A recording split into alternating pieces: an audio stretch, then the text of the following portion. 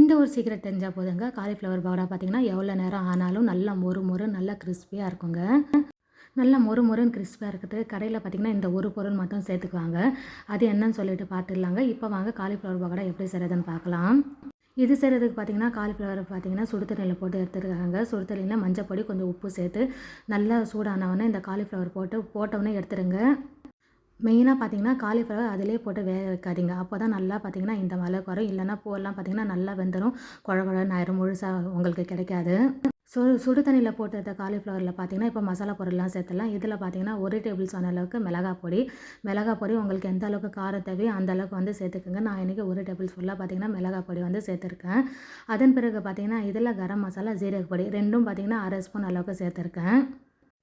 இந்த 2 பொடியும் இதில் வந்து சேர்த்துக்கலாங்க. ரொம்ப அதிகமாக மசாலாலாம் சேர்க்காதீங்க. நான் இந்த சேர்த்துருக்க இந்த மசாலா மட்டும் சேர்த்துக்குங்க. அதன் பிறகு பார்த்திங்கன்னா உப்பு, கூடவே பார்த்திங்கன்னா கார்ன்ஃப்ளவர் மாவு பார்த்திங்கன்னா ஒரு 2லேருந்து 3 டேபிள் ஸ்பூன் அளவுக்கு சேர்த்துக்கோங்க. அதன் பிறகு பார்த்திங்கன்னா இதில் கடல மாவும் சேர்த்துக்கணுங்க. கடல மாவு பார்த்திங்கன்னா ரொம்ப அதிகமாக சேர்க்காதீங்க. இப்போ கார்ன்ஃப்ளவர் பார்த்திங்கன்னா 3 ஸ்பூன் அளவுக்கு சேர்த்திங்கன்னா கடல மாவு பார்த்திங்கன்னா 1 ஸ்பூன் அளவுக்கு சேர்த்தாலே போதுங்க, கரெக்டாக இருக்கும். இந்த மசாலா பொடி, இந்த பவுடர் எல்லாம் சேர்த்த பிறகு மெயினாக சேர்க்க வேண்டியது பார்த்திங்கன்னா அந்த மொறுமொறுப்பாக இருக்கிறதுக்காக ரவை பார்த்திங்கன்னா கண்டிப்பாக சேர்த்துக்குங்க. ஒரு 2 டேபிள் ஸ்பூன் அளவுக்கு நான் ரவை சேர்த்துருக்கேங்க. சேர்த்துட்டு கலருக்காக பார்த்திங்கன்னா ஃபுட் கலர் ஆட் பண்ணியிருக்கேன். உங்களுக்கு விருப்பம் இருந்தால் சேர்த்துக்குங்க, அப்படி இல்லைன்னா நீங்கள் இது வந்து ஸ்கிப் பண்ணிடுங்க. நான் இன்றைக்கி வீடியோக்காக இதை வந்து சேர்த்துருக்கேன். மசாலா நல்லா ஒட்டி பிடிக்கிறதுக்கு பார்த்திங்கன்னா எண்ணெயும் சேர்த்துட்டு எல்லாமே பார்த்திங்கன்னா இந்த மாதிரி வந்து கலந்து விட்டுக்குங்க. கடையில் பார்த்திங்கன்னா நல்ல மொறுமொறுப்பாக இருக்கிறதுக்கு இந்த ரவையை தாங்க சேர்ப்பாங்க. ரவை சேர்க்கும் போது தான் காலிஃப்ளவர் பக்கோடா எவ்வளோ நேரம் ஆனாலும் பார்த்திங்கன்னா நல்லா கிறிஸ்பியாக இருக்கும், பஜ்ஜி போல் ஆகாது. கண்டிப்பாக இந்த ரவையை வந்து சேர்த்துக்கோங்க, மிஸ் பண்ணிடாதீங்க. இந்த மாதிரி மேலாக்கா வந்து கலந்து விடுங்க. ரொம்பவும் கையை போட்டு நல்லா பிசைஞ்சு எடுத்துடுங்க. பூவெல்லாம் பார்த்திங்கன்னா உடஞ்சிரும். எல்லா மசாலாவும் பார்த்திங்கன்னா இந்த மாதிரி மேலோட்டமாக பார்த்திங்கன்னா நல்லா வந்து கிளறி கொடுத்துக்குங்க. அந்த மசாலாலாம் பார்த்திங்கன்னா அந்த காலிஃப்ளவர் உள்ளே போய் நுழைஞ்சிருக்கணும். அந்த அளவுக்கு பார்த்திங்கன்னா நல்லா வந்து கலந்து விடுங்க. பாருங்கள், இந்த அளவுக்கு இது பார்த்திங்கன்னா நல்லா ஒட்டி பிடிச்சி இருக்கணும்.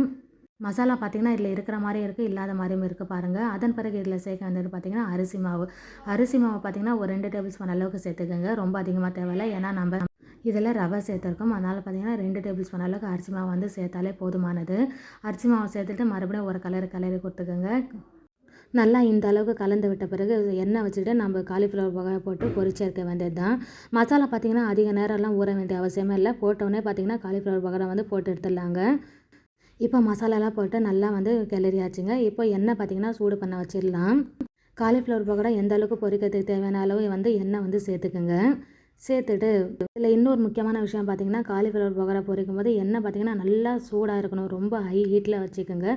ஃப்ளேமும் வந்து அதிகமான ஹீட்டில் வச்சுக்கோங்க. அப்போ தான் பார்த்திங்கன்னா பக்கோடா பார்த்திங்கன்னா அந்த மசாலாலாம் உதிராமல் நல்லா கிறிஸ்பியாக மொறுமொறுன்னு வரும். இந்த சின்ன டிப்ஸ் எல்லாம் சேர்த்து நீங்கள் காலிஃப்ளவர் பக்கோடா வீட்டிலேயே செய்யும்போது பார்த்திங்கன்னா நம்ம கடையில் வாங்கினது போலே நல்லா கிறிஸ்பியாக மொறுமொறுன்னு வருங்க.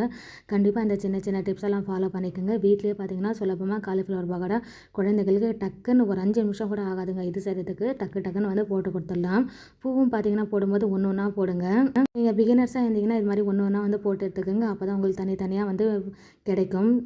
நல்லா பழக்கப்பட்டவங்களாம் இருந்திங்கன்னா ஒரே அடியாக போட்டு காலிஃப்ளவர் பக்கோடா போட்டுட்டு கரண்டியை வச்சு ஒரு கிளறினாலே போடும், நல்லா உதிரி ஆகிடும். கண்டிப்பாக இந்த டிப்ஸை வந்து ஃபாலோ பண்ணிக்கோங்க. அதே மாதிரி பக்கோடா வந்து போட்டவுடனே பார்த்திங்கன்னா கரண்டியை வந்து போட்டுடாதீங்க. ஒரு 5 நிமிஷம் விடுங்க, நல்லா வேகட்டும். அதன் பிறகு கரண்டியை போட்டு இன்னொரு பக்கம் பார்த்திங்கன்னா திருப்பி விடுங்க. அந்த எண்ணெய் கொதிக்கும் போதே தெரியும் எண்ணெய் பார்த்திங்கன்னா எந்த அளவுக்கு சூடாக இருக்குன்னு சொல்லி தான். இந்த அளவுக்கு சூடாக இருந்தால் தான் உங்களுக்கு காலிஃப்ளவர் பக்கோடா பார்த்திங்கன்னா நல்லா கிறிஸ்பியாகவும் மொறுமொறுப்பாகவும் கிடைக்கும். கண்டிப்பாக இந்த சின்ன டிப்ஸ் எல்லாம் ஃபாலோ பண்ணிக்கோங்க. இது வரைக்கும் நம்ம சேனலை சப்ஸ்கிரைப் பண்ணாமல் இருந்தீங்கன்னா சப்ஸ்கிரைப் பண்ணிக்கோங்க. இதில் நல்ல மணமாக இருக்கிறதுக்கு பார்த்திங்கன்னா கருவேப்பிலை இந்த மாதிரி வந்து சேர்த்துக்கோங்க. நல்ல மணமாக இருக்குங்க. நம்ம சேனலில் சப்ஸ்கிரைப் பண்ணிவிட்டு கூட இருக்க பெல் சிம்பிள் கிளிக் பண்ணிட்டு ஆல் ஆப்ஷன் வந்து கிளிக் பண்ணிங்க ஃப்ரெண்ட்ஸ். அப்போ தான் நான் போடுற வீடியோ உங்களுக்கு பார்த்திங்கன்னா நோட்டிஃபிகேஷனில் வரும். ஒரு முறை இந்த மாதிரி பொரிச்சு எடுத்தவொடனே பார்த்திங்கன்னா மறுபடியும் எல்லா காலிஃப்ளவர் பக்கோடையும் எடுத்துகிட்டு மறுபடியும் அந்த சூடான எண்ணெய் இன்னொரு முறை வந்து போட்டு எடுத்துக்கோங்க. இதுவும் ட்ரிக்ஸு தாங்க. கடையில் இந்த ட்ரிக்ஸ் எல்லாம் கண்டிப்பாக ஃபாலோ பண்ணுவாங்க. இப்போ இது எடுத்துகிட்டு மறுபடியும் இதே எண்ணெயில் பார்த்திங்கன்னா இன்னொரு முறை வந்து போட்டு எடுத்தாலே போதுங்க. நல்லா மொறுன்னு காலிஃப்ளவர் பக்கோடா சூப்பராகவே ரெடி ஆகிடும்.